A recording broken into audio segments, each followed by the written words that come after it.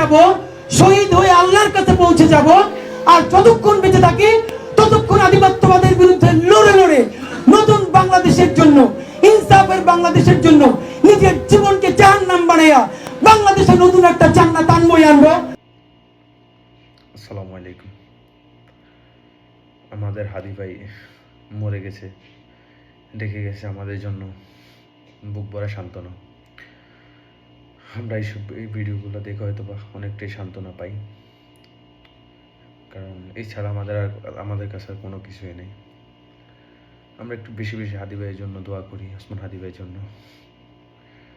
তবে হাদি ভাই আমাদেরকে একটা জিনিস শিখিয়ে গেছে, সেটা আপনাদের মানতে হবে, যে দুনিয়াতে বাঁচতে হলে শুধু দুনিয়ার লাল নীল সবুজ মাতৃর এত রঙের দুনিয়ায় মায়া পড়া বাইচে থাকলে চলবে না। এই দুনিয়া বাঁচতে হলে আপনাকে লড়াই করতে হবে ইসলামের জন্য, আপনার দেশের জন্য, সত্যের জন্য আপনার লড়াই করতে হবে। আমাদের হাদি ভাই আমাদেরকে শিখিয়ে গেছেন।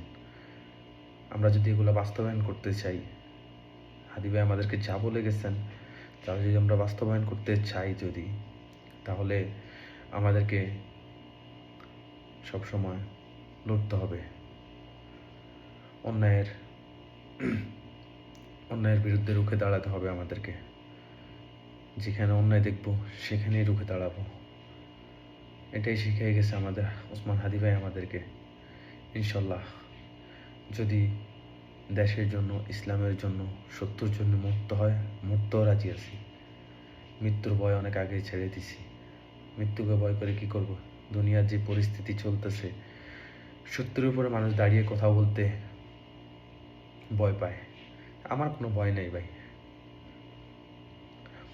আমাদের এক হাদি ভাই চলে গেছে, আমরা চাইলে আমরা এরকম লক্ষ লক্ষ হাদি ভাই জন্মগ্রহণ করতে পারবে আমাদের বাংলাদেশের মধ্যে, জন্মাইতে পারবে। কেন পারবে না? কারণ হাদি ভাই তো আমাদের কীভাবে পথ চলতে হয় সেগুলো শিখিয়ে গেছেন।